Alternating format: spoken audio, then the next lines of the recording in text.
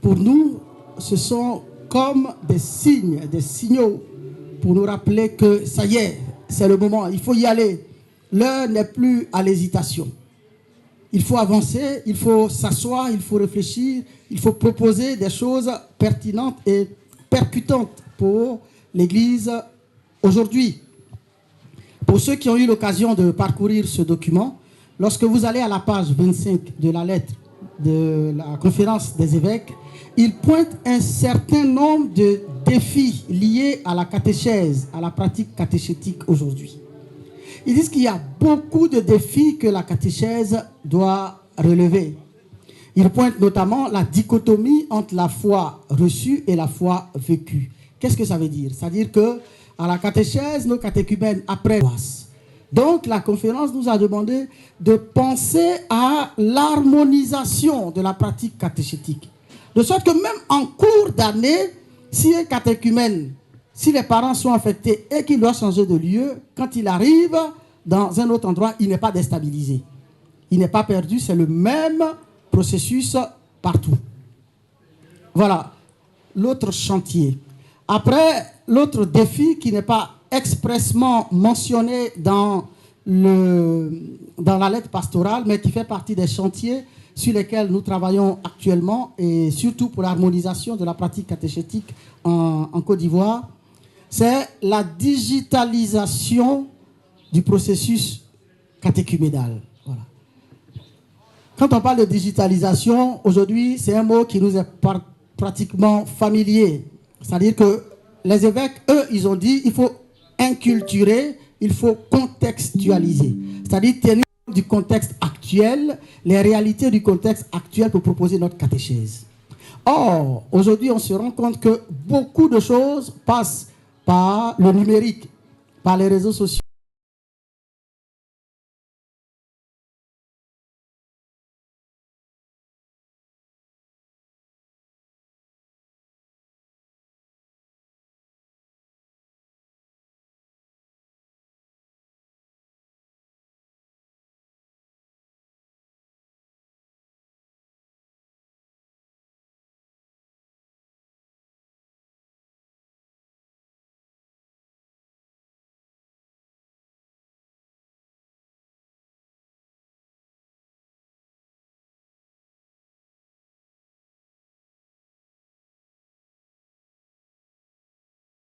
C'est en train de se mettre en place. Et sur le site, je parle de ça parce que c'est en lien direct avec les assises nationales. Je parlerai tout à l'heure des pré-assises ou du diagnostic participatif. Donc, les questionnaires, vous les trouverez sur le site. Vous pouvez le télécharger. Donc, quand vous allez sur le site de la catéchèse nationale, vous avez la rubrique « Nos ressources ». Vous allez dans la rubrique « Nos ressources », vous avez « Questionnaire ». Les assises nationales, vous pourrez le télécharger. Je vous donnerai plus d'indications là-dessus tout à l'heure. Et toujours dans le cadre de l'harmonisation de la pratique, de la digitalisation, nous avons depuis cette année commencé, je le dis parce que parmi vous, il y a beaucoup d'animateurs, de catéchistes, de responsables de catéchèse. Nous avons commencé à recenser tous les catéchistes et tous les animateurs, tous les catéchumènes de la Côte d'Ivoire. Donc, sur votre paroisse, si l'opération n'a pas encore commencé, voyez le coordinateur paroissial, le responsable paroissial de la catéchèse, le coordinateur ou le curé. Nous avons actuellement repéré environ 730 paroisses en Côte d'Ivoire. Et chaque paroisse a déjà son identifiant et son mot de passe. Et tous les diocèses ont commencé à inscrire leurs catéchumènes et leurs catéchistes. L'idée pour nous, c'est d'avoir une base de données. C'est-à-dire, aujourd'hui, si on nous demande en Côte d'Ivoire, il y a combien de catéchumènes, personne ne pourra le dire. Personne. Il y a combien de catéchistes, il y a combien d'animateurs, on ne pourra pas le dire. Donc, on a lancé donc, cette opération de recensement. Donc, si ça n'a pas encore commencé sur votre paroisse, il faut le faire. Il faut le faire, ça va nous aider. D'ici 10 ans, quand on va regarder en arrière, on va voir la courbe. C'est-à-dire chaque année, par exemple, cette année, si on enregistre, je dis n'importe quoi, 100 000 catéchumènes, et puis l'année prochaine, on a 110. L'année d'après, on a 120. On va se rendre compte que notre processus est dynamique. Ça avance. Mais si cette année, on enregistre 100 000, et que dans 5 ans, on enregistre 50 000, ça veut dire que la courbe est en train de baisser. Il y a un problème. Voilà. Donc, ça nous permettra de suivre l'évolution de notre pratique sur le long terme. Donc, voilà un autre défi qui nous a été donné. Et donc, c'est par rapport à tout ça, je ne vais pas revenir sur tous les défis, vous les avez dans le document. Si je dis tout, vous ne verrez plus l'intérêt d'acheter le document. Donc, du coup, il y a les autres défis que vous pourrez trouver dans le document. Et donc, nous, par rapport à tout cela, on s'est assis et puis on a réfléchi, on s'est dit, mais qu'est-ce qu'on peut proposer en Côte d'Ivoire pour aider nos catéchumènes? Je ne sais pas si j'ai parlé de ce défi-là, mais les évêques ont dit, on a constaté qu'il y a beaucoup de catéchumènes, mais après le baptême, il y a beaucoup de catéchumènes qui disparaissent. Ils vont où? Pourquoi ils ne restent pas dans l'église? Donc, ils nous ont demandé de réfléchir à notre proposition. Donc, après avoir consulté les uns et les autres, on s'est rendu compte que, eh bien, dans le diocèse de Bouaké, il y avait un travail qui était en train de se faire. Donc, à la suite de cette lettre-là, il y a eu toute la relecture du travail de nos prédécesseurs, dont a parlé la sœur tout à l'heure, le père Akafou, Monseigneur Teki, Akafou de vénérée mémoire, Monseigneur Teki, voilà, Michel Dujarier, tous ces prédécesseurs-là, qui ont commencé à réfléchir et ont déjà commencé à proposer ce qu'on appelle la pastorale de l'engendrement. Ça s'inscrit même dans la proposition des pères de l'Église, comme les Saint-Augustin. Déjà, ils parlaient de la pastorale de l'engendrement. Ils disent, mais quand tu es catéchumène, tu es engendré dans l'Église, mais tu n'es pas encore né véritablement comme enfant de Dieu. C'est à ton baptême que tu nais effectivement comme enfant de Dieu. Et donc, après avoir relu la pratique catéchuménale dans le diocèse de Bouaké, il y a eu, depuis l'année dernière, les assises diocésaines à Bouaké. Et à ces assises-là, on a invité, je m'approprie un peu le travail du secrétariat diocésain de Bouaké. Voilà. Donc, ont été invités à ces assises-là plusieurs experts dans plusieurs domaines. Donc, des exégètes, donc des spécialistes de la Bible, des dogmaticiens, des catéchètes, des psychologues, des anthropologues, plusieurs spécialistes sont venus montrer la pertinence de la pastorale de l'engendrement. Et on s'est rendu compte que nous, dans notre contexte africain, vraiment, la pastorale de l'engendrement, c'est quelque chose qui parle. Vous voyez, c'est-à-dire que quand dans l'Église, on propose un concept ou une idée, il faut que ça soit travaillé scientifiquement et qu'on prouve que ça tient. C'est-à-dire que si moi aujourd'hui je me lève, je dis je viens faire des assises et puis je dis bon, ça sera la pastorale de l'engendrement, les évêques ne vont même pas m'écouter. C'est-à-dire qu'il n'y a aucun fondement. Or nous, il y a eu ce travail préalable des assises de Bouaké, qui est le fondement théologique.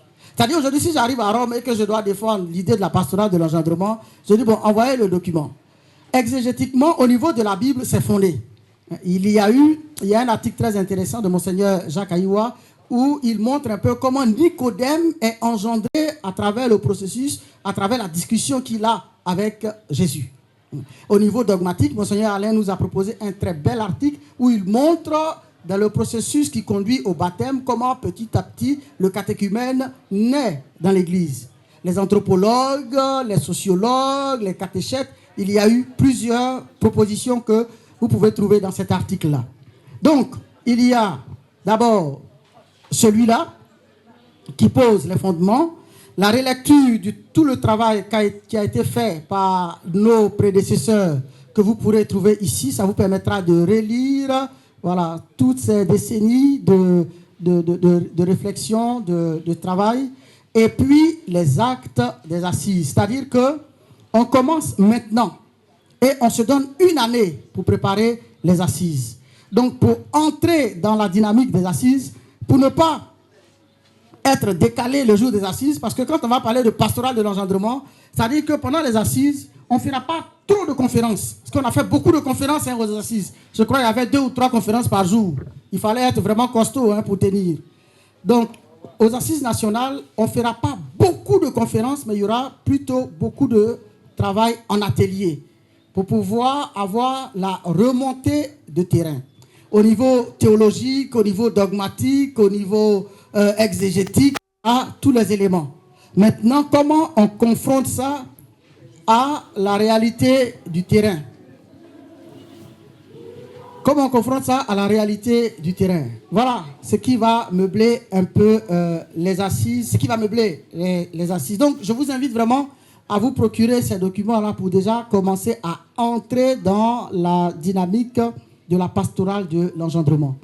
Et quand vous entendez pastorale de l'engendrement, cette pastorale-là, elle est structurée autour de 3 grandes notions. Donc, la conception, la gestation et l'enfantement.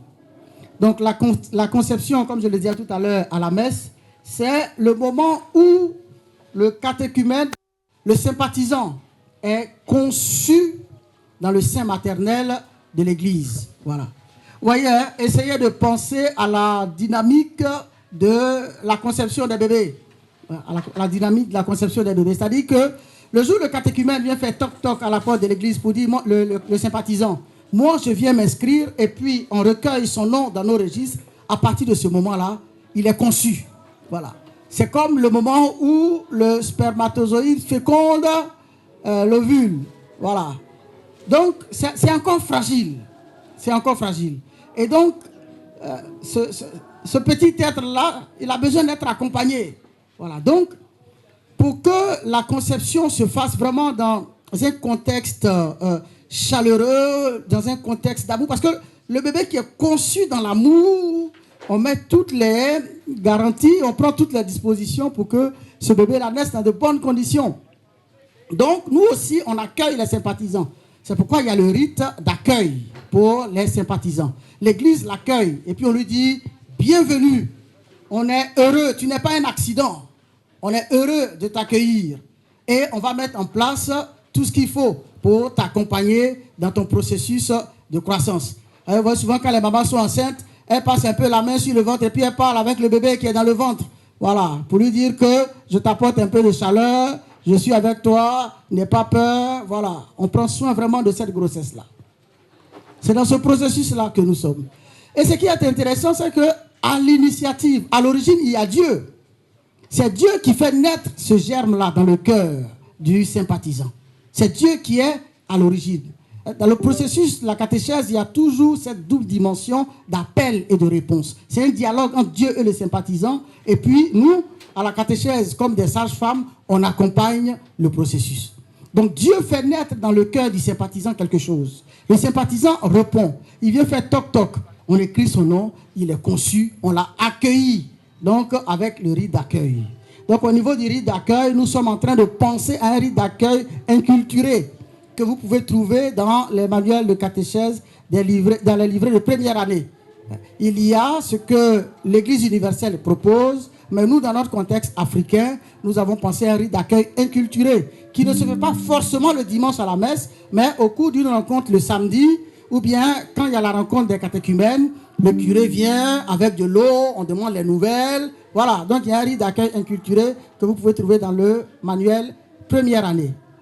Voilà pour le rite de la phase de conception.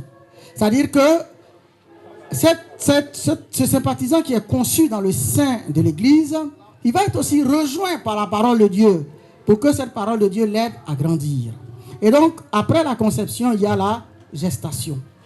C'est-à-dire toute la phase où le bébé va grandir dans le sein de sa maman. Donc, j'ai pris un exemple tout à l'heure pour rigoler un peu en disant que quand le bébé est dans le ventre de sa maman, le bébé grandit avec tout ce que la maman mange, avec tout ce que la maman boit. Si la maman a une hygiène de vie saine, le bébé aussi va grandir dans de bonnes conditions. Si la maman n'a pas une hygiène de vie saine, ça va se répercuter sur l'enfant. Donc, nous, la nourriture que l'Église donne à cet enfant-là qui est en train de grandir, c'est le témoignage de vie de la communauté chrétienne. C'est la qualité de l'enseignement, la formation qu'on donne à la catéchèse. C'est tout ça qui aide le sympathisant à grandir. Et puis, il y a une étape très importante dans son processus qui est celui de l'entrée en catéchuménat. Voilà, l'entrée en catéchuménat pour les catéchumènes de deuxième année qui sont dans cette phase de gestation. Normalement, voilà, c'est à partir de l'entrée en catéchuménat que le sympathisant devient catéchumène, normalement. Parce que tant qu'il n'a pas encore fait son entrée en catéchuménat, il est sympathisant. Donc, au moment où il fait son entrée en catéchuménat, il devient officiellement catéchumène. Et l'Église l'accompagne avec tout cela.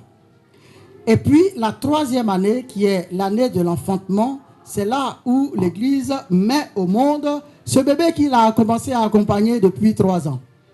Et l'enfantement ne se fait pas comme ça subitement. Il y a ce qu'on appelle les étapes et les scrutins. Voilà, les étapes et les scrutins. Vous voyez, par exemple, quand la maman est enceinte, il y a les, comme on appelle, consultations prénatales. Il y a les vaccins. La maman fait tout ça avant que le terme n'arrive. Et nous, dans le processus, mais c'est ça, ce sont les étapes et les scrutins. Dans l'Église, il y a 3 étapes et il y a 3 scrutins. Quelquefois, ça se confond un peu dans la compréhension des uns et des autres. Vous avez la première étape qui est l'entrée en catéchuménat. La deuxième étape qui est l'appel décisif. Et la troisième étape, la célébration des scrutins, des sacrements. Donc, normalement, la deuxième étape, l'appel décisif, normalement, ça a lieu le premier dimanche de Carême. Voilà.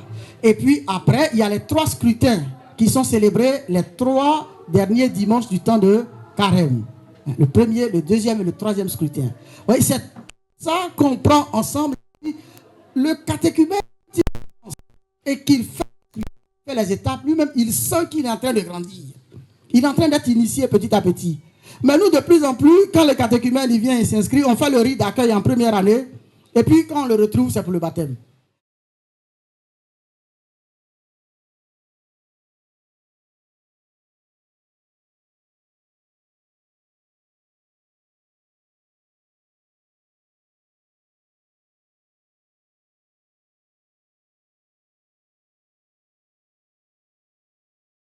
Qui se rendent compte que, à la veille du baptême, ils se rendent compte que les catéchumènes n'ont fait aucune étape.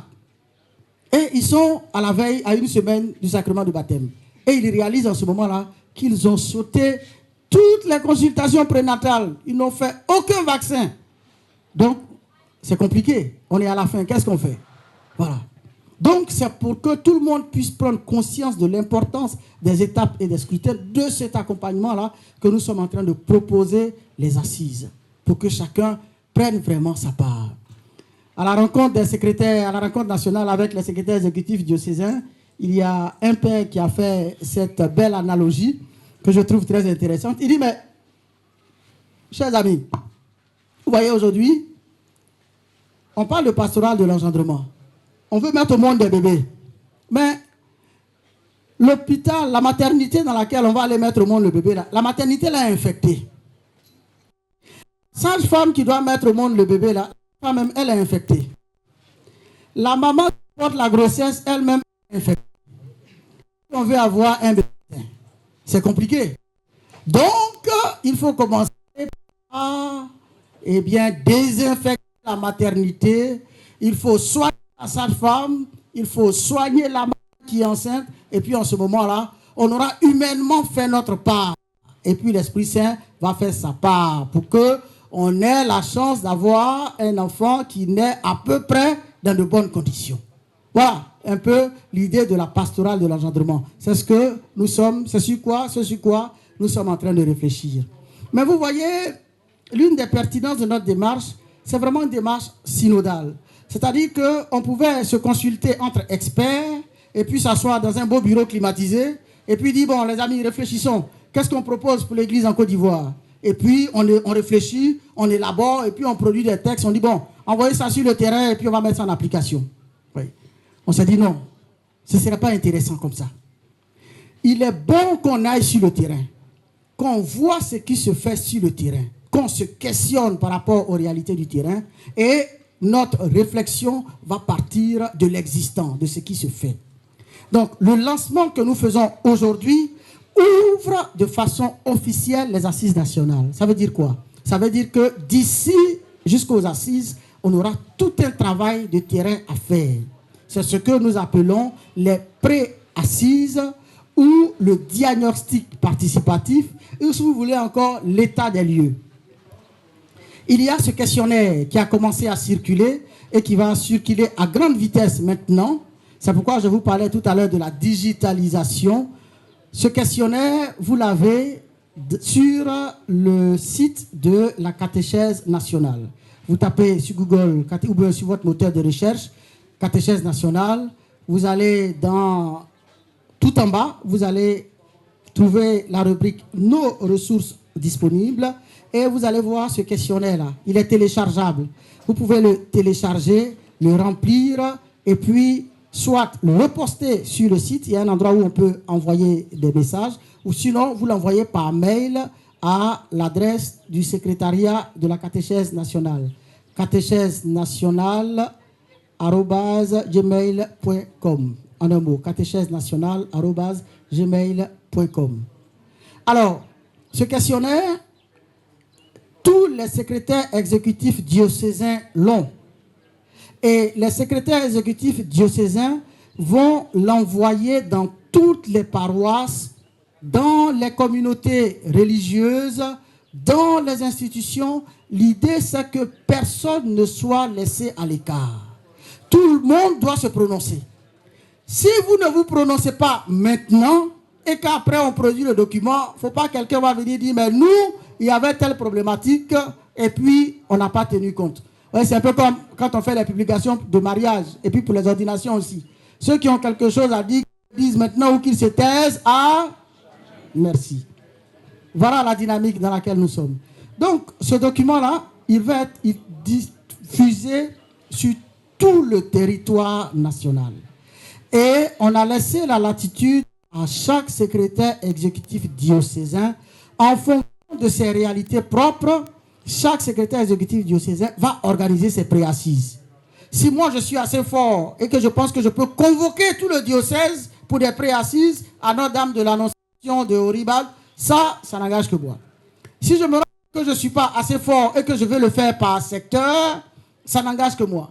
Si je veux le faire par paroisse ou par secteur ou par doyenné ou par l'échelle, en tout cas, c'est à chaque secrétaire exécutif diocésain d'organiser ses préassises. Et donc, chacun va faire le travail, faire la synthèse et nous ramener le travail avant la fin de l'année 2026. Donc, on a 6 mois pour faire ce travail de terrain. Donc, vous qui êtes là aujourd'hui, vraiment, je suis heureux que vous soyez là. C'est la Côte d'Ivoire qui est en miniature ici. Du coup, vous êtes nos ambassadeurs, en quelque sorte. En partant d'ici, eh bien, l'idée principale, c'est que chacun, en partant, se dise, les pré-assises ont commencé. Les états généraux ont commencé. Comment je me saisis du questionnaire? Comment est-ce qu'on le traite dans notre communauté religieuse? Comment on se saisit de ça dans notre institution, dans notre paroisse? Comment on implique les catéchumènes? Comment on implique les catéchistes? Voilà, si je suis suffisamment courageux, et puis si je suis fâché, je vais les donner aux évêques aussi. Voilà. Donc, tout le monde doit remplir le questionnaire. C'est pour notre propre bien. Et le questionnaire, il est en 3 rubriques. Premièrement, qu'est-ce qui se fait de bon, de bien dans ma paroisse et qui mérite d'être encouragé, qui mérite d'être soutenu? Quels sont les points positifs? Voilà. Ça, c'est la première rubrique. Après, il y a des questions par rapport à la participation des prêtres. Si les prêtres de votre paroisse ne participent pas à la catéchèse, vous dites participation des prêtres 0. Ils ne viennent pas. Voilà. Si c'est les catéchistes qui ne sont pas bien formés, bon, manque de formation pour les catéchistes. Voilà. Donc, vraiment, en toute liberté, chacun remplit le questionnaire. Si vous vous rendez compte que les samedis, pendant que les catéchumènes sont en train de se former à la catéchèse, le curé est en train de regarder le match de Liverpool, vous notez. Voilà. Et comme ça, on va réfléchir et voir comment on propose des choses qui puissent permettre à chacun de s'impliquer. Ouais, on est en train de perdre cette dimension de l'éducation communautaire. Avant, quand on arrive dans un village, un enfant, ce n'est pas son papa puis sa maman seulement qui l'indique, c'est tout le village. De sorte que quand tu sors, tu fais une bêtise au dehors, on te frappe. Quand tu arrives à la maison, tu n'as même pas envie de dire à tes parents. Parce que si tu leur dis, on va te frapper une deuxième fois. Voilà. Bon, on ne demande pas de frapper nos catéchumènes. Mais c'est une façon de dire que tout le monde à son échelle a sa responsabilité. Et les évêques le mentionnent bien dans ce livret-là. Il y a le rôle qui est dévolu aux évêques, le rôle qui est dévolu aux prêtres, le rôle qui est dévolu aux catéchistes, aux religieux, aux religieuses, aux diacres, aux animateurs, tout le monde, aux parents et marraines. Voilà, en parlant de parents et marraines. Ça fait partie des choses, des éléments de la réforme. C'est-à-dire qu'on a constaté que dans certains endroits, il y a des catéchumènes, ils attendent 1 mois avant le baptême pour choisir le parrain. Ça va disparaître maintenant. Le parrain ou la marraine, on les choisit maintenant dès la première année. Dès la première année. C'est à partir de la première année, parce que le parrain doit vous accompagner dans les étapes, dans les scrutins. Pendant les visites prénatales, là, voilà, le parrain doit être là pour accompagner. Voilà. Et donc, c'était une parenthèse par rapport aux parrains et aux marraines. Donc, l'idée, c'est que chacun de nous puisse se saisir du questionnaire et le remplir et nous le faire parvenir. Donc, on a 6 mois pour faire ce travail.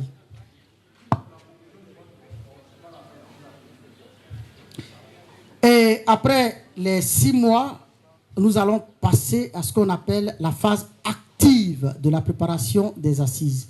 La sœur Sylvia, tout à l'heure, a présenté les différentes commissions. Voilà, ces différentes commissions sont déjà au travail. Toutes les commissions sont déjà au travail. C'est-à-dire que les assises, c'est parti, c'est déjà lancé. Toutes les commissions sont au travail, mais à partir de janvier 2027, on va passer à la phase active de la préparation. Et les assises auront lieu, si les choses passent bien, normalement dans la première semaine du mois de mai, à Yamoussoukro. Et ça sera pour toute la Côte d'Ivoire. Ça sera pour toute la Côte d'Ivoire. Le service logistique, organisation, communication et tout ça, ils nous diront ultérieurement les modalités d'inscription et de participation. Voilà.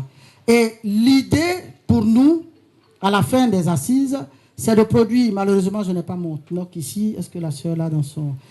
Il y a, ouais, par exemple, quand vous arrivez dans certains pays comme la France, c'est ce qu'on appelle le texte national d'orientation de la catéchèse. Le texte national d'orientation de la catéchèse. C'est-à-dire, c'est le texte qui dit, dans ce pays-là, voilà comment on fait la catéchèse. Dans ce pays, voilà les règles qui régissent le fonctionnement du catéchuménat. Voilà. Donc l'idée pour nous, au terme de ces assises, c'est de produire le texte national d'orientation de la catéchèse en Côte d'Ivoire. Pour que, quand vous discutez avec votre curé, et puis le curé dit non, c'est pas comme ça on fait. Vous prenez le texte national, vous dites, ah, voilà ce que le texte national dit. Vous voyez? Or, quand on n'a pas de texte de référence, bon, chacun interprète un peu et puis il fait comme il entend. Voilà. Vous allez arriver dans un endroit, lui va dire non, moi je dis 1 plus 1 plus 1 égale à 1. L'autre va dire 1 plus 1 plus 1 égale à 3. Voilà. Et après, voilà, tout est dans l'ordre de l'interprétation. Mais quand on a une norme qui dit dans ce pays-là, voilà comment, tout le monde essaie de suivre. C'est plus au bon vouloir des uns et des autres, mais il y a un texte qui légifère, qui dit voilà la loi que nous on a retenue pour le fonctionnement de l'Église en Côte d'Ivoire. C'est pourquoi nous sommes en train de faire tout ce travail pour que notre pratique catéchétique soit harmonisée au niveau de toute la Côte d'Ivoire. Voilà, chers amis, voilà ce que j'avais à vous dire par rapport à la pastorale de l'engendrement, par rapport à la conception, à la gestation et à l'enfantement. Merci.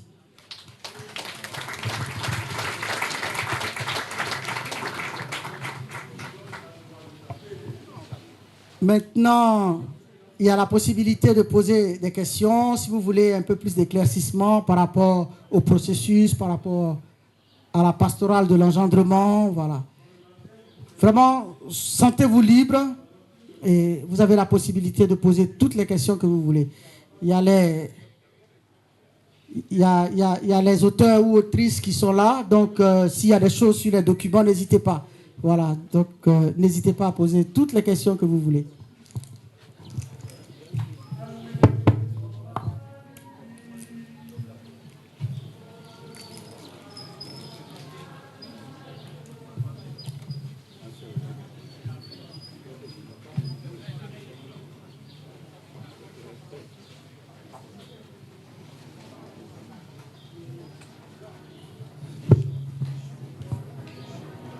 Bonjour mon père. Merci beaucoup pour tout ce qui a été dit. Je suis Madame Menwole, paroisse Saint-Jean-Paul II, responsable section adulte. Vraiment, je suis contente de tout ce que vous avez dit. J'ai une seule petite inquiétude par rapport à la date, la période des assises. Vous avez dit mai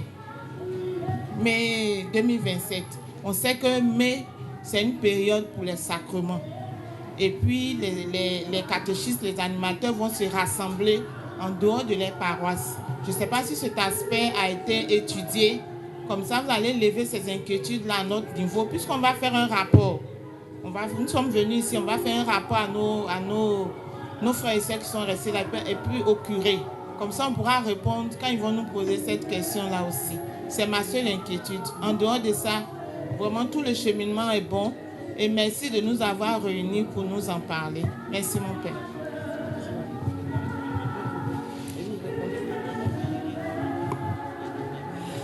Oui, effectivement, on a tenu compte de tous ces paramètres-là.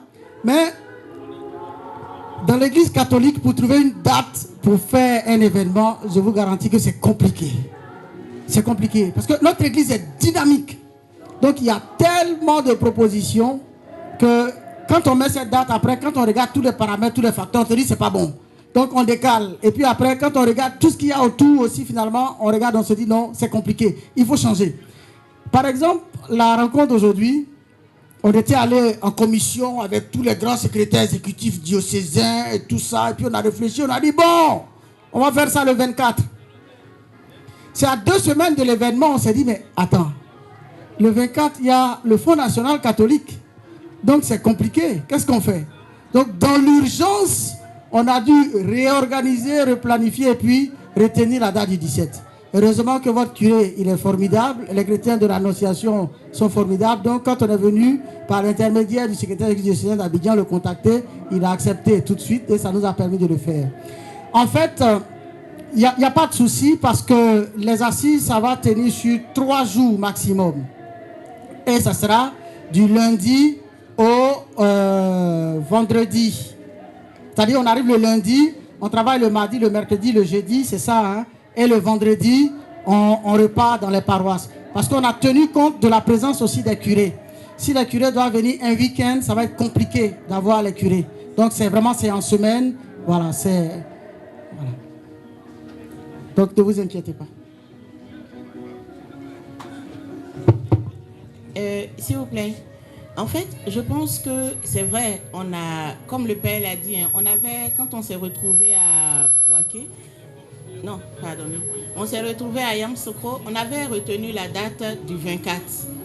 Et en essayant de réfléchir, on a compris que c'était, ou après je crois, on s'est interpellé pour dire oui, mais le 24, c'est la Pentecôte, il y a le Fonds national, il y a les confirmations, ça allait être un peu difficile. Et on s'est laissé conduire par l'Esprit Saint et on a trouvé la date du 17 mai. Ce que vous dites, c'est tout à fait juste, mais en même temps, nous sommes un comité d'organisation des assises supervisé par le secrétariat exécutif national de la catéchèse qui lui-même est supervisé par la conférence des évêques catholiques de Côte d'Ivoire. Et en fait, on a préféré faire le lancement avant l'assemblée plénière. Le national va aller présenter toute l'organisation des assises du catéchuménat en Côte d'Ivoire. Et c'est à l'assemblée plénière que la date retenue sera validée. Et donc, même si nous, on a mis mai 2027, rien ne confirme la date de mai 2027. Puisque c'est un événement national, les évêques aussi vont regarder leurs agendas et ils nous diront la date qui sera retenue et le national nous fera le retour. Mais pour le moment, on propose à la conférence des évêques la date de mai 2027. Sachant qu'on a fait un peu le tour de toutes les activités, c'est en semaine, c'est pas un week-end. On se sépare, je crois, on arrive le lundi, on travaille 3 jours pleins et on se sépare le vendredi. Donc, on va soumettre ça à la conférence et ils nous confirmeront la date. Merci.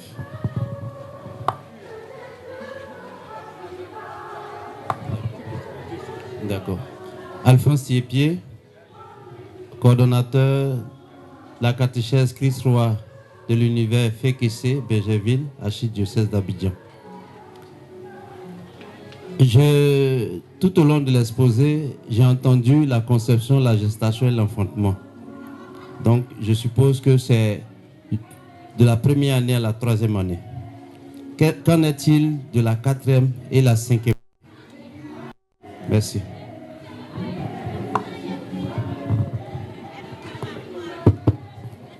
En fait, ne vous inquiétez pas.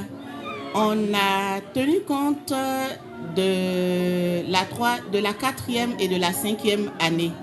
Mais en fait, si on rentre dans la dynamique de l'enfantement, aucune maman, après la maternité, dépose son enfant à la porte de la maternité et lui dit « Bon, maintenant que je t'ai mis au monde, débrouille-toi ». Et donc, l'enfantement, en fait, on est dans un processus. L'enfant ne devient adulte que dans la mesure où il peut se prendre en charge. Et donc, il y a une catéchèse pré-baptismale et il y a une catéchèse post-baptismale. Dans la réforme des manuels, on a pensé aussi à cette catéchèse post-baptismale. Et donc, ce qui fait qu'en quatrième et en cinquième année, dans le projet de la dynamique de la pastorale d'engendrement, il y a tout un projet qui sera encore aussi soumis à la conférence, mais je pense qu'il prend en compte la catéchèse post-baptismale, parce qu'en tant que néophyte, il y a toute la catéchèse mystagogique pour approfondir et grandir dans la foi. Et comme c'est un projet, j'ose pas dévoiler le projet du comité ad hoc de rédaction des manuels, sauf avec l'accord du secrétaire national. Oui, vas-y, c'est son nom. Bon, je prends la responsabilité. C'est-à-dire que il y a tout un processus. On a appelé ça le parcours du néophyta. On est en train de penser à un parcours du néophyta. C'est-à-dire que vous l'avez certainement constaté, dans la réforme, il y a aussi la réécriture de tous les manuels de catéchèse. Et la réécriture des manuels de catéchèse, la conférence nous a demandé de commencer par la catéchèse jeune. Donc maintenant, tous les livres qui sortent, il y a un guide. Le livre du catéchumène et puis le guide de l'animateur, pour que l'animateur ait les clés pour être à l'aise lorsqu'il va pour sa rencontre de catéchèse. Donc, on a déjà écrit pour les premières années jeunes, deuxième année jeune, troisième année jeune va sortir cette année, parce qu'on va progressivement. Et à partir de l'année prochaine, il y a toute une réflexion pour le parcours du néophyta qui est en train d'être fait pour les jeunes. Mais ça, il va falloir que ça soit débattu encore avec les patrons à l'Assemblée plénière, qu'on leur soumette ça, et puis qu'on en rediscute aux assises nationales. Mais je leur en ai déjà parlé aux précédentes assemblées plénières, donc je peux me permettre de déjà vous en parler ici. C'est-à-dire que pour ce qui concerne les jeunes, pour le parcours de néophyta, ce qu'on propose, c'est qu'en quatrième année, les jeunes, en tout cas pour l'instant, on est sur le schéma jeune. Après, on verra le schéma adulte et enfant ou enfant et adulte. En quatrième année, la catéchèse pour le néophyta ne sera plus un parcours classique comme on l'a fait jusqu'à maintenant. L'idée, c'est qu'en début d'année, les catéchumènes viennent s'inscrire et ils ont 2, 3, 4 semaines pour se préparer. Au moment où les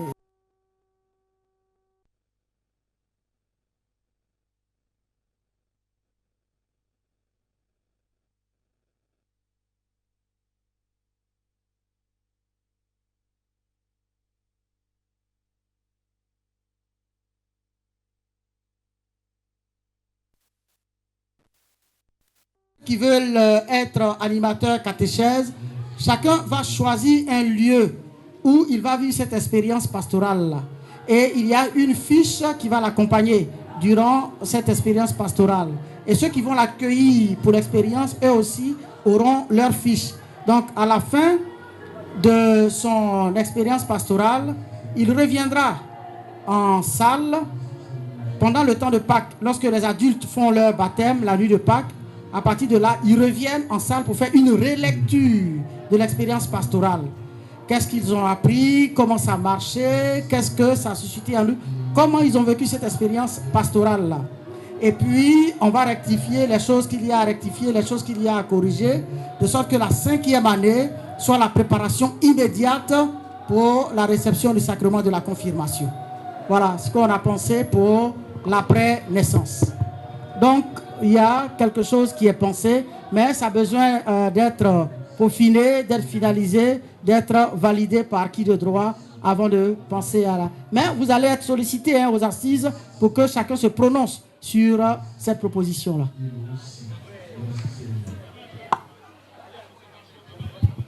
Mon père, vraiment, merci à la sœur. C'est vrai, depuis 5 ans ou 6 ans, je ne suis plus avec vous de façon pratique. Et la fois passée, vous m'avez taquiné. Vous dites, bon, le doyen, tu as appelé la sœur à attraper mes mains.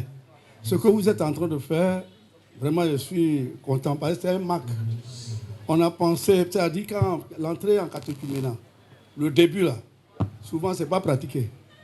Moi j'ai fait la catéchèse pratique, donc c'est pas pratiqué. Elle comprend, quand tu mets, on dit venez, ça s'arrête là et il n'y a pas ça. Donc il n'y a pas l'entrée même totalement par là. Il n'y a pas l'entrée là, ce qu'on appelle l'entrée en catéchuménat n'est pas vécu. Ce qui fait que le néophytat, la période de néophytat n'est pas non plus vécue. Bon, on fait la catéchèse comme ça, mais heureusement, Dieu est Dieu, votre équipe nous rattrape. Nous avons travaillé et ce que nous avons fait, vous le peaufinez aujourd'hui. Je voudrais vous dire merci. C'était un marque. Voilà. Moi, j'étais là en train d'écrire la catéchèse des jeunes et c'est à ce moment-là, avec le père Katula, on m'a dit non, tu n'es plus sur la liste. Bon, comment on fait? Donc vraiment, la période de la première année, la période là n'est pas vécue. Bon, moi, mon problème, c'est que nous, les prêtres, bon, prenez-moi mes prêtres, parlons-nous. Après les catéchèses, on a parlé pendant des années. Il faut qu'on prenne ça au sérieux. Nous-mêmes. Et dans l'un de mes écrits, j'avais écrit que nous sommes des initiés. Et les non-initiés, c'est à eux qu'on confie la catéchèse des gens. C'est une nourriture, la parole de Dieu. Tu veux s'aimer la parole dans le cœur de l'homme pour être véritablement engendré, pour être enfanté réellement et solidement. On donne ça aux initiés, on dit venez, celui qui a acheté, il n'a qu'à venir faire catéchèse. Lui, il ne connaît pas. Bibliquement parlant, même on est déjà nul. Bibliquement parlant. Excusez-moi, ça c'est la pratique. On appelle ça depuis des années. La Bible même n'est pas sur la table. La Bible. Parce que tu veux rentrer dans la vie avec Dieu, mais c'est avec la parole de Dieu. Donc, excusez-moi, ce que je voulais dire. Merci au doyen. En fait, vous allez remarquer quand vous allez prendre les nouveaux manuels. Avant, les manuels commençaient par le fait de vie. Et la parole de Dieu venait après comme pour justifier le fait de vie. Mais on s'est rendu compte que là, il y avait une erreur. C'est-à-dire que ce n'est pas la parole de Dieu qui vient justifier le fait de vie, mais le fait de vie vient expliquer la parole de Dieu. Donc, on a inversé. C'est-à-dire maintenant, quand vous prenez les nouveaux livres, vous n'avez pas le fait de vie tout de suite. Vous avez la prière et après, vous avez la parole de Dieu qui vient en premier. Et après la parole de Dieu, vous avez des questions. Et après les questions, ça c'est dans le guide de l'animateur, mais les catéchumènes n'ont pas, eux ils ont des cases vides où ils répondent aux questions. Mais dans le guide, vous avez un commentaire biblique.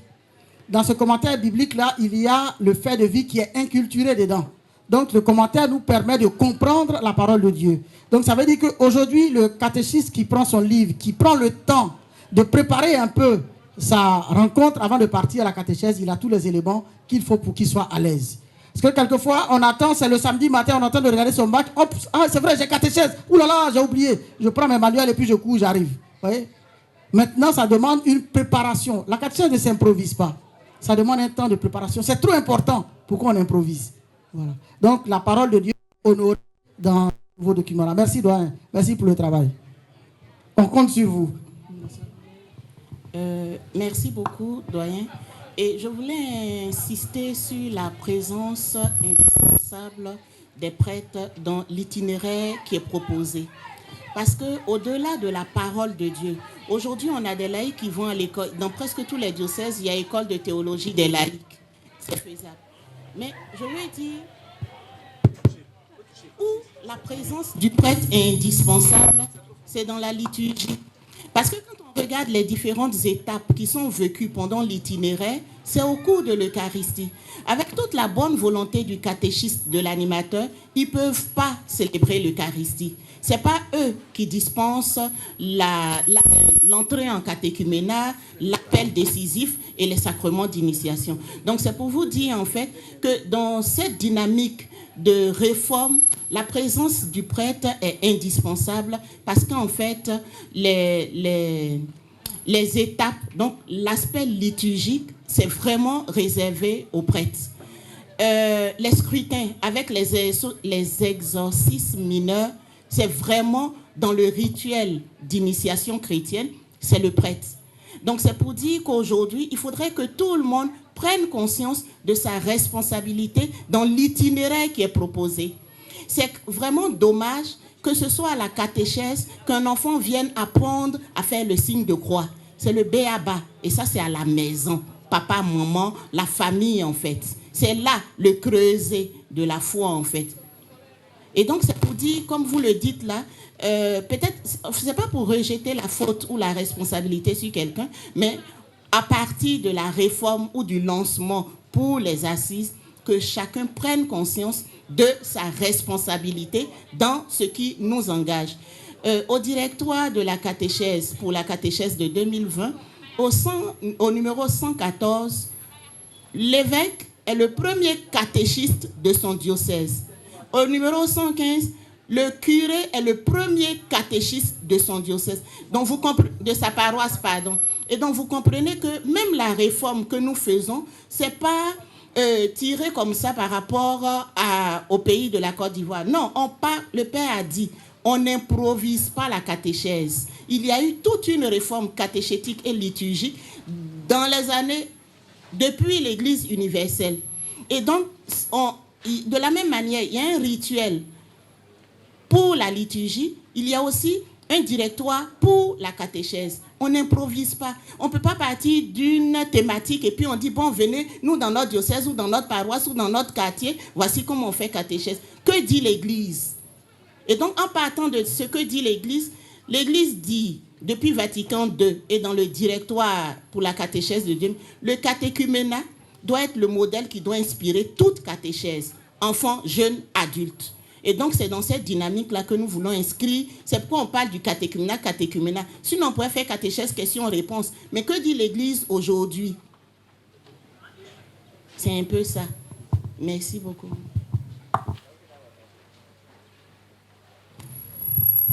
Merci bien, Père. Moi, je suis Toé Joël. Je suis de la paroisse Notre-Dame d'Anyama. Je suis du chemin néo-catéchuménal. On parle du catéchuménat, donc quand on parle du catéchuménat, en fait, on parle de nous. Maintenant, quand j'ai vu les spots, j'ai vu conception, on parle de pastorat d'engendrement, j'ai vu conception, gestation, enfantement, et puis quand j'ai écouté votre présentation, je suis épaté. Je suis séduit, ça, en toute sincérité. Et puis quand j'ai écouté aussi l'homélie, ça m'a donné le goût de suivre un peu ce qui se passe. Vraiment, merci beaucoup. Merci pour cet enseignement que vous nous avez donné. Il y avait une question. Ma question, c'était de savoir qu'est-ce qui va se passer après l'enfantement. Et je vois que mon frère a posé la question. Quand vous avez touché l'aspect du néophyta, je me suis reposé. Vraiment, je vois que tout ça, c'est des points sur lesquels l'assise va statuer. Alors, maman, c'est une petite question. Je dis, bon, à ces assises, qui est convoqué et quelles sont les conditions pour y être? Voilà, je crois que ça, c'est... Parce que moi, j'ai été envoyé. On m'a dit, va voir, après, tu viens, tu me rencontres. Il faut que moi, je rencontre. On va me poser cette question. C'est pourquoi je vous la pose.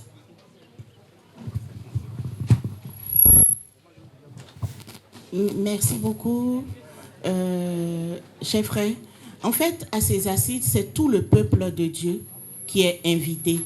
Évêques, prêtres, religieux, religieuses, laïcs, catéchistes, animateurs, catéchumènes, les parents, marrains, marraines qui ne savent plus quoi faire de leurs filleuls, les parents eux-mêmes qui sont désemparés ou qui vivent dans une certaine méconnaissance même de la catéchèse. C'est vraiment tout le peuple de Dieu qui est convié parce que, en fait, je vous ai dit tout à l'heure, merci en tant qu'ami du néo-catéchumène, du chemin néo ou du service pour un monde meilleur. Mais en fait, nous sommes tous invités, tous baptisés à être disciples missionnaires. Et donc, la mission, c'est quoi? C'est l'annonce, c'est l'évangélisation. Le premier élément de l'évangélisation, c'est la catéchèse. Et donc, on ne peut pas faire de grandes campagnes d'évangélisation et au détriment du premier élément. Excusez-moi, mais si la foi n'est pas posée dans le cœur du catéchumène, vous évangélisez quoi à minuit? Rien, en fait. Et donc, c'est pourquoi on voudrait que nous tous, pour ne pas être des médecins après la mort ou vouloir soigner après le baptême, venons, on va ensemble là, voir comment on fait après, avant et après la réception des sacrements d'initiation. C'est un peu ça. Donc, c'est vraiment tout le monde, sans restriction. Mais aussi, quand on dit tout le monde, on est réaliste parce qu'en fait, notre capacité d'accueil n'excède pas 1000 personnes. Donc, on se dit, comme vous êtes venus en délégation, il faudrait que vous apportiez des délégations. Vous veniez en délégation pour après restituer. Mais on voudrait que ce soit vraiment toute l'Église de Côte d'Ivoire qui réfléchisse parce que, qu'on le veuille ou pas, il y a un problème. Les défis que les évêques ont relevés, ce n'est pas seulement pour nos catéchumènes, mais nous-mêmes, vieux chrétiens, quel est notre témoignage de vie, de foi? Comment est-ce que nous sommes crédibles par rapport à Jésus-Christ, à l'annonce de l'Évangile? Souvent, on ne dit plus rien aux gens. On n'impacte pas, ni par notre témoignage, ni par ce qui sort de notre bouche. Et on a l'impression de prêcher dans le vide. On a à venir ensemble et puis se dire, mais qu'est-ce qui se passe? Et comme le Père disait tout à l'heure, vraiment là, on est dans la période de lancement. À partir de janvier, c'est pourquoi on a pris les contacts, tout ça. À partir de janvier, la commission logistique, communication, hébergement, nous ferons le retour de leurs investigations pour qu'on sache exactement comment lancer l'appel, les inscriptions en ligne ou par diocèse. Mais vraiment, tout ça vous sera donné dans les détails à partir de janvier. Merci beaucoup. Bonjour mon père. Bonjour la sœur. Je suis M. Siagbé de la quasi-paroisse Notre-Dame de Cana, à Djem-Benjerville. Moi, c'est une doléance que je vais faire au père et puis à la sœur. Nous, les catéchistes, les animateurs, nous sommes les collaborateurs des pères, de grâce. Causez avec les pères. En tout cas, ils n'ont qu'à venir, asseyez-vous, discutez bien de la pastorale de l'engendrement. Parce que nous, c'est vrai, on peut assimiler tout ce que vous êtes en train de dire. On va essayer de les appliquer dans les paroisses. Mais les seules personnes qui vont nous permettre de pouvoir déployer ça, ce sont les pères et les curés. Vous voyez? Je suis en train de parler, hein, mais c'est qu'il y a certains qui se retrouvent là-dedans, mais on va faire comme on regarde. Mon père, asseyez-vous avec les curés. On ne tire pas sur eux, ils ont raison. On ne parle pas, c'est pas mal, mais asseyez-vous avec eux. Établissez bien les lignes directives de la pastorale de l'engendrement. Et puis nous qu'à venir. Et puis on va s'asseoir, on va faire avancer l'église dans un esprit synodal. Sinon, on va beau apprendre. On va vouloir... Même, on a essayé avec le livret que vous nous avez donné. Il y avait un livret de scrutin. C'était les directives de l'agenda. Mais c'était difficile à appliquer dans les paroisses. Hein. Les scrutins, c'était difficile. C'était compliqué. Parce qu'il faut respecter le calendrier paroissial. Il faut respecter ce qui se passe à la paroisse. Entre-temps, nous savons qu'aujourd'hui, s'il y a un pape, il y a eu catéchèse. S'il y a un évêque, il y a eu catéchèse. S'il y a un évêque conciliaire, il y a eu catéchèse. Donc, de grâce. On est prêts pour vous. Vous aussi, soyez prêts pour nous. On va faire avancer l'église dans la synodalité. Merci. Merci beaucoup. Merci pour cette remarque pertinente. C'est-à-dire que oui, ce que vous êtes ce que vous dites, ça rejoint le processus de la réforme que nous avons engagé. Cette année, nous avons visité 12 diocèses. 12 diocèses, je crois. Et l'idée pour nous, c'est d'expliquer la réforme catéchétique aux prêtres et aux responsables de la catéchèse, aux responsables paroissiaux. L'idéal serait d'expliquer à tout le monde, mais c'est difficile de rassembler tout le monde en même temps. Donc, qu'est-ce que nous avons fait cette année? Là, en fonction des agendas des évêques, des équipes presbytérales, des rencontres de formation dans les diocèses. Donc, là où ça a été possible, avec mon équipe, on a rencontré les prêtres, les religieux, religieuses, et on a fait la formation pour les prêtres, pour leur expliquer la réforme. Et donc, en fait, on le fait pour les prêtres. Donc là, on a profité des rentrées pastorales. Donc, on a vu avec les évêques, et puis, tel évêque nous dit, moi, la rentrée pastorale, c'est tel jour, c'est là que j'ai tout mon presbytérium. Viens, tu vas parler aux prêtres. Donc, on l'a fait pour certains diocèses, et dans d'autres endroits, on a eu l'occasion de rencontrer l'équipe, il y a des formations organisées pour les catéchistes dans les diocèses. Donc, on est venu, on a expliqué la réforme à ces catéchistes-là. Le diocèse d'Abidjan, on n'a pas encore eu le temps de le faire. Donc, le secrétaire exécutif diocésain est à l'œuvre. Donc, il y aura le temps de formation pour les prêtres. Et pour les catéchistes, je pense qu'on a déjà fait, on a fait pour les catéchistes. On a rencontré les catéchistes, on leur a expliqué la réforme. Voilà, donc il reste maintenant les prêtres à rencontrer. Donc, si ça bug un peu, comprenez, c'est parce qu'on n'a pas encore rencontré les prêtres. Voilà, donc dès qu'on va caler une date avec le secrétaire exécutif diocésain, on passera pour le faire. Sinon, dans presque tous les diocèses, en tout cas, dans beaucoup de diocèses, on a déjà fait la formation pour les prêtres. Donc, c'est ça, c'est l'idée. Faire la formation pour les prêtres et pour les catéchistes pour que tout le monde soit au même niveau d'information. Sinon, c'est décalé.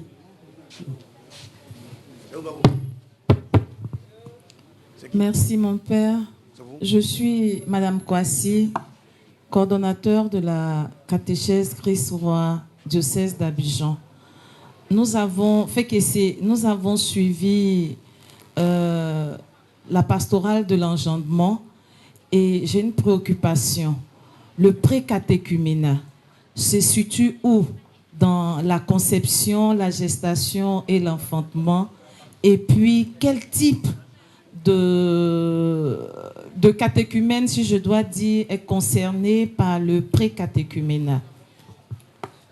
Merci pour cette belle question. Alors, quand vous prenez le directoire pour la catéchèse que la sœur a cité tout à l'heure, le directoire pour la catéchèse qui est paru en 2020, dans le directoire, c'est dit clairement que, en fait, les différents niveaux, ce n'est pas coupé au couteau.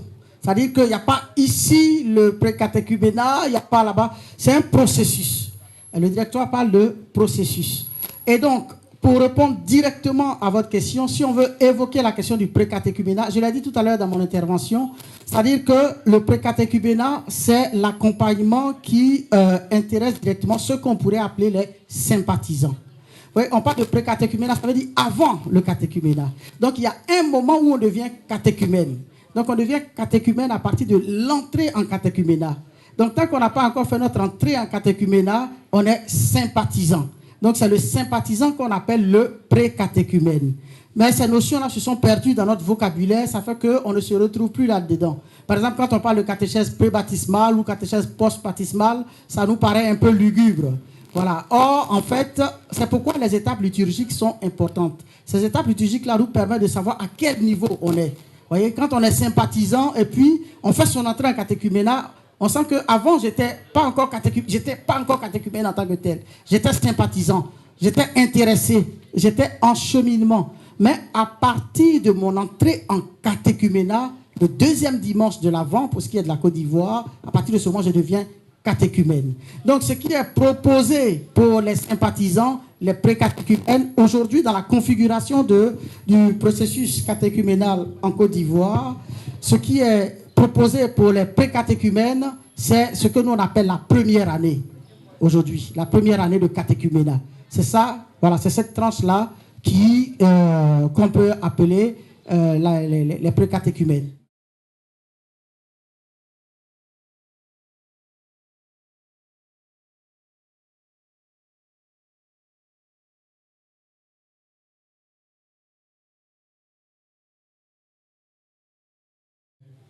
Merci, ma soeur, et à tous les participants, je dis merci.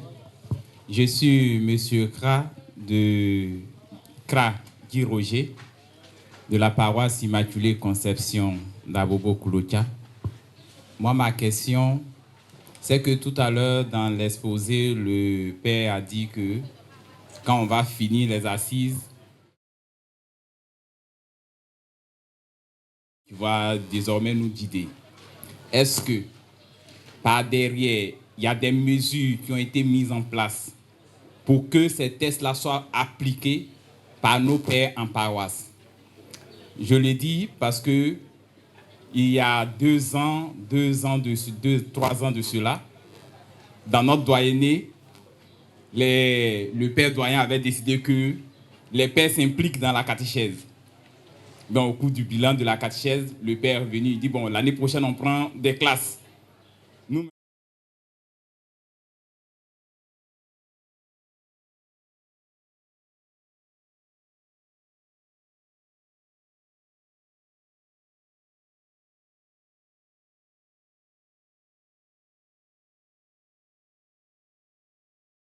dans la pratique, par derrière, est-ce que c'est surtout tous ces tests-là sont respectés? Et quelles sont les mesures d'accompagnement pour que ces tests soient respectés sur nos paroisses? Merci.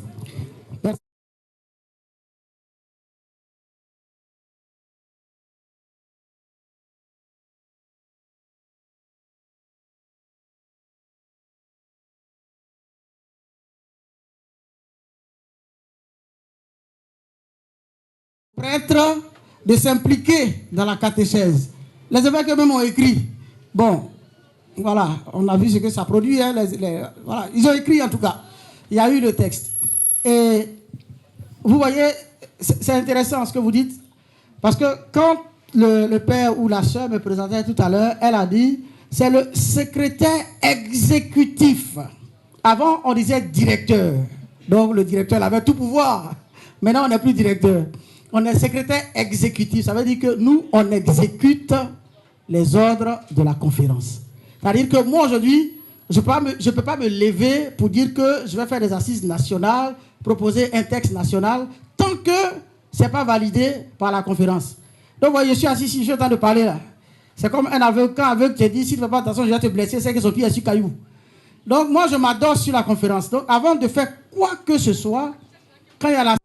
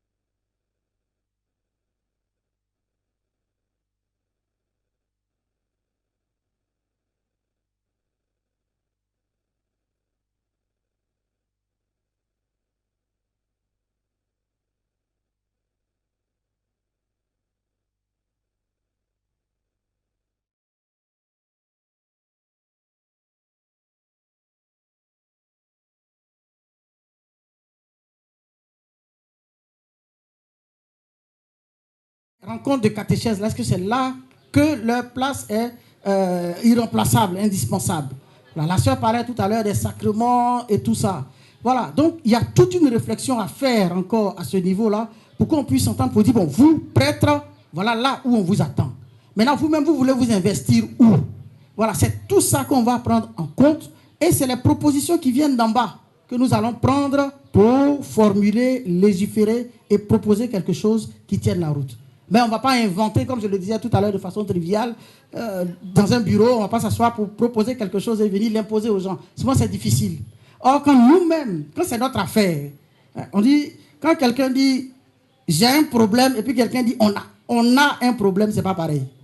Ça, c'est chacun qui va s'approprier. C'est chacun qui est rejoint par la chose. Voilà. C'est ta femme qui est enceinte. Tu ne vas pas t'asseoir à côté pour regarder. Toi-même, tu vas t'impliquer dedans. Ah.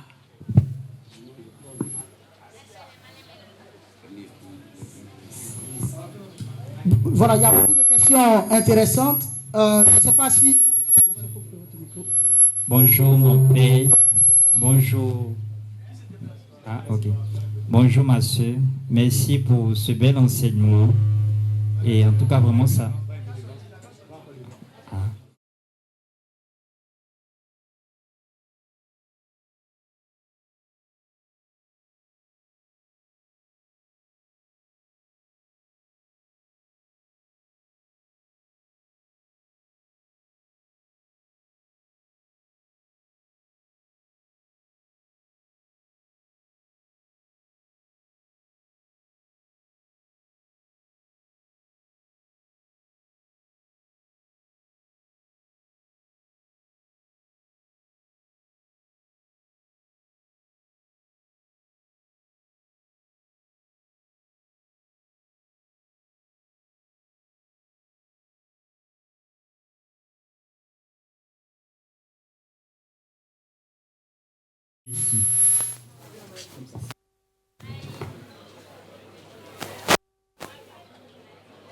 Alors, pour moi, c'est assez simple. Hein?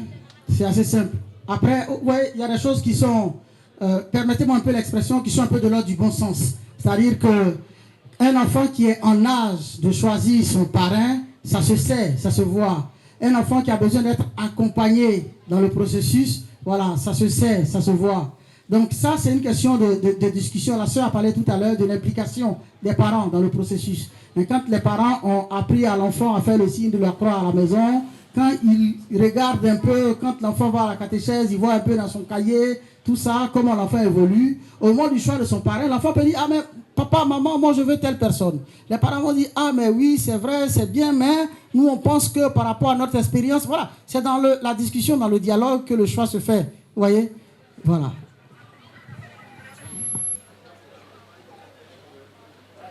Ok. Il faudrait qu'on voit au niveau du service technique. Là-bas, c'est OK? Donc, ils sont prêts là-bas. Ouais, c'est intéressant. Hein? Ça, c'est ce qu'on appelle les pré-assises. Donc, ces questions-là, on va reprendre tout ça aux assises. Aujourd'hui, là, on ne peut pas finir. Sinon, voilà, on sera ici encore jusqu'à... Mais toutes ces questions que vous posez là, tout ça, ça est ici. Ça est sur la feuille. Donc, maintenant, vous avez posé, moi, j'ai répondu. Maintenant, moi, je vous pose les mêmes questions. À partir de votre expérience de terrain, vous allez répondre. Et puis, vous allez faire des propositions. Et en fonction de ça, maintenant, nous, on va définir les thèmes de référence pour les assises nationales. Allez-y, on prend la dernière question. D'accord. Bonsoir. Bonjour mon père, bonjour ma soeur, bonjour frères et sœurs. Moi, c'est Richard Aroano. Je suis de la paroisse Saint-Jean de Cocody, du chemin de Catholique. Après, je vous dis aussi pour ces belles présentations. Moi, j'ai une petite observation. Et puis aussi, ce sont les assises. Je fais cette observation aussi à votre niveau. Je situe un peu, je pense que c'était l'avant-dernière que la sœur a posée, vous avez répondu plus ou moins. Voilà, je voulais un peu, peut-être plus de précision, bien plus qu'on se penche aussi sur ce volet. La chose, c'est la suivante. La phase de pré-catéchuménat, est-ce que cette phase-là, on va y mettre un âge limite? Je le dis pourquoi. Moi, aujourd'hui, j'ai 3 enfants. Ma première fille, et actuellement, même, on fait les baptêmes partout un peu dans Abidjan. Des jeunes, nos enfants qui sont baptisés actuellement, c'est peut-être 9 ans, peut-être le plus tôt. Est-ce que cette personne-là sait ce que la foi? Est-ce que cette personne est vraiment outillée pour pouvoir répondre? Tout à l'heure, vous avez parlé de la phase de post-baptismale. Et dans votre interprétation, j'ai suivi un peu, c'était un peu comme si on veut être terre à terre, un stage que peut-être le catéchumène de 4e année va faire, soit dans un truc. Mais est-ce que quelqu'un qui est à 9 ans peut faire un stage et puis venir répondre de ce stage-là pour dire, ah, c'est le stage que j'ai fait, et puis, voilà. Qui peut répondre à la question dans l'Assemblée? Est-ce que quelqu'un a un élément de réponse par rapport à ce qu'il a dit? Oui. Catéchèse jeune. Ils ont dit catéchèse jeune. D'accord. Mon père, il n'y a pas de problème. Mais je parlais aussi plus des enfants pour voir aussi, est-ce que dans le précatéchuménat, on allait avoir un âge limite pour pouvoir voir un peu ce phénomène-là? S'il vous plaît. Oui. Quand le père, je ne sais plus si c'est à l'homélie ou bien une intervention à l'église, il a dit qu'on a oublié l'aspect, ou pas qu'on a oublié, mais souvent on met de côté la dimension mystique, spirituelle de l'église. Excusez-moi, hein. Regardez un peu tous les saints là. Il y en a même que le Seigneur prend au berceau. Donc l'expérience de vie de foi d'un enfant de 9 ans peut dépasser même l'expérience de vie de foi de quelqu'un qui a 40 ans, de 50 ans. Et puis, je voudrais qu'on n'aille pas aux assises avec dans une dynamique de projet à court terme et moyen terme. On est dans une dynamique de projet à long terme. Et donc, ça veut dire quoi? Moi, en fait, en posant les jalons du catéchuménat, je n'attends pas de résultats dans 3 ans, dans 5 ans.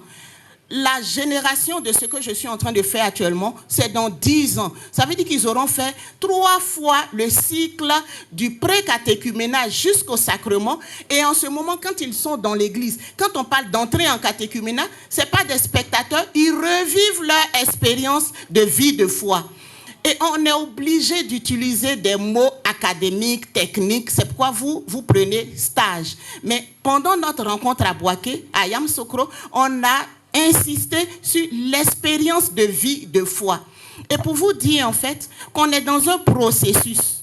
Et donc, mais en fait, regardez bien ce processus-là. Tout est infecté.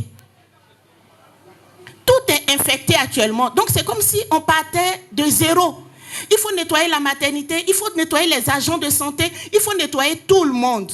Quand on parle de catéchumène, mais attendez, le catéchumène qui vient là, il a fait sa rencontre avec Jésus-Christ ou avec Dieu avant que nous-mêmes, animateurs, on aille vers lui. Regardez la rencontre de Pierre et de Corneille.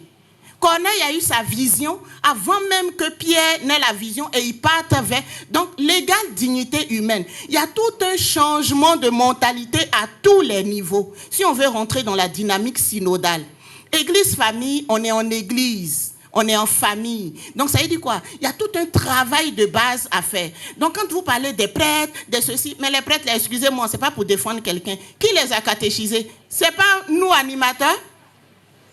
On vient de où? On vient d'où? On vient de la catéchèse d'1 heure là ensemble.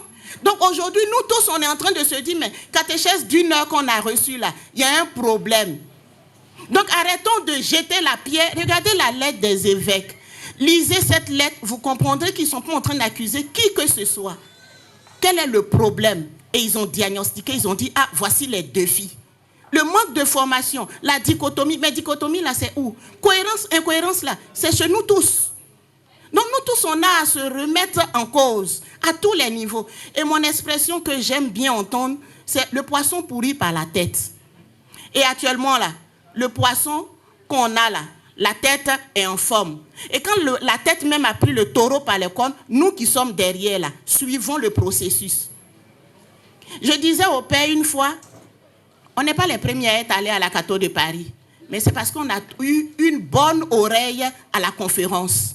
On a eu un bon accueil de ce qu'on propose.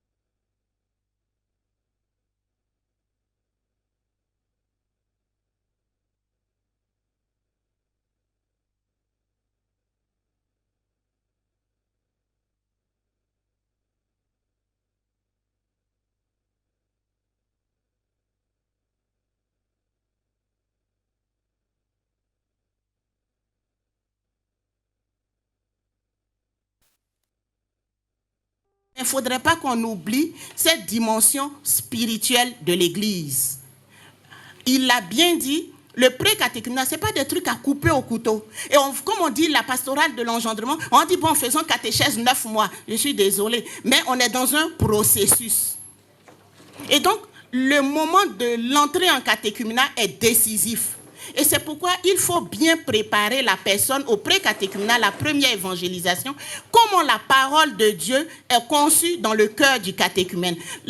On dit la foi vient de ce qu'on entend. Et ce que l'on entend là, c'est la parole de Dieu. C'est première évangélisation, pré-catéchuménat. C'est pourquoi souvent quand on me dit, mais en pré-catéchuménat, on va mettre un jeûne. Et puis après, en 4e année ou en 3e pour les sacrements, on va approfondir. Mais excusez-moi, si la foi n'est pas posée au pré-catéchuménat, c'est quoi vous entretenez, c'est quoi vous corrigez en année de sacrement? Donc, il faudrait mettre des personnes d'expérience, de vie, de foi. C'est pourquoi à Boaké, on a initié le livret de maturation de la foi. Ce n'est pas juste pour mettre des notes, mais en plus des évaluations, il y a l'expérience de vie de foi. Ça veut dire quoi? L'animateur, il doit avoir un contact avec le responsable de la CEB. Pas pour dire est-ce qu'il est présent, il n'est pas présent, c'est pas ça. Comment est-ce qu'il se comporte? Et donc, c'est dans cette dynamique qu'en proposant, on a dit l'expérience de stage. Pourquoi? Avant le sacrement de baptême pour les jeunes, il y a un engagement à prendre avant même le baptême. Mon expérience, ma vie avec Jésus. Donc, ma vie avec Jésus, je vais l'expérimenter dans une réalité paroissiale, dans un mouvement, dans une CEB, pendant un certain temps, et on va relire. Et comme il a dit, bon, on va faire la relecture de cette expérience, et quand on revient, en 5e année, on prépare avec maintenant les orientations concrètes de l'Église, tout ça. Et là encore, avant de recevoir la confirmation, il va faire quoi? Ma vie en Église. Donc, on est en train de préparer un engagement. Et donc, si vous regardez les nouveaux manuels jeunes, c'est plus discussion libre, c'est partage d'expérience. Ça veut dire que chaque semaine, il y a un thème. Quand on a fini de faire la séance de catéchèse, on dit, bon, quel engagement je prends? Et donc, je vais vivre cet engagement pendant la semaine. De petit engagement en petit engagement, à la fin de mon cycle en 3e année, je viens maintenant, quel engagement ma vie avec Jésus-Christ? Donc, c'est pour dire, et l'animateur est préparé, et la famille est préparée, le parrain et la marraine, vraiment le parrain. Et là, on se focalise sur les animateurs, les catéchistes. Mais les réels, pas responsables, mais protagonistes même, ce sont les parrains et les parents avant l'intervention de l'animateur. L'animateur ne fait qu'accompagner, mais ce sont les parrains. Donc, excusez-moi, mais mettons dans la tête ou aidons nos amis qu'on connaît qui veulent être parrains, qui ne sont pas de bailleurs de fonds. Mais ils sont des gens qui vont mettre au monde, engendrer en fait. Pourquoi? Parce que l'entrée en catéchuménat, c'est décisif pour toute personne. Il quitte un système de référence de croyance pour entrer dans un nouveau système de référence de croyance. Et donc, symboliquement, on dit il entre dans le sein maternel de l'Église. Et nous tous, on sait, si on n'est pas d'une croyance animiste ou les sectes, tout ce qu'on veut, mais on appartient quand même à une réalité à laquelle on croit. Et on demande à la personne, à partir de l'entrée en catéchuménat, de quitter ce système. Autant même des pères de l'Église, on quittait même le métier qu'on faisait parce que ça ne cadrait pas avec notre vie de foi. Donc, il y a une conversion. C'est pour vous dire simplement que ne regardons pas de façon théorique, intellectuelle, l'itinéraire qui est en train d'être proposé, mais c'est un processus d'expérience de vie de foi avec Jésus-Christ. Et c'est un projet à long terme. Donc, arrêtons d'attacher nos curés. Merci, ma soeur. Voilà. Merci aux uns et aux autres pour votre patience, pour la qualité de votre écoute et la qualité des questions. Voilà, je pense que nous sommes spirituellement et intellectuellement nourris. On va sustenter aussi les corps pour que, comme disait le disciple là, Jésus, je ne sais plus trop, si on les laisse partir, vont défaillir en chemin. Voilà, donc on va voir si le curé est capable de multiplier les pains. Mais on va converger vers lui. En tout cas, merci encore. Merci d'avoir accepté ce temps de partage, ce temps d'écoute, ce temps de réflexion. Nous comptons vraiment sur vous pour être les ambassadeurs. Et puis, quand vous faites vos rapports auprès de vos curés, de vos responsables, de ceux qui vous ont mandaté, si jamais il y a des choses qui coincent, n'hésitez pas, vous avez nos contacts. N'hésitez pas à nous contacter. Nous sommes là, nous sommes disponibles, voilà, pour répondre à vos questions.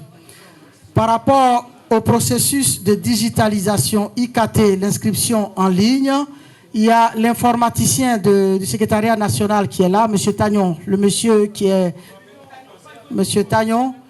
Tous ceux qui ont des problèmes avec le système d'inscription des catéchumènes ou des catéchistes, n'hésitez pas à vous approcher de lui. Voilà, donc il peut répondre à toutes vos questions, même à distance.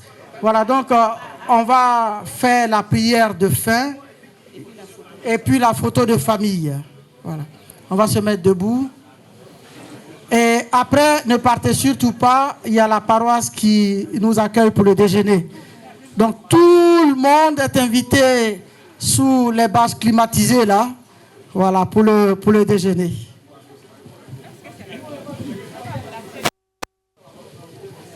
Au nom du Père et du Fils et du Saint-Esprit, je rends grâce au Seigneur.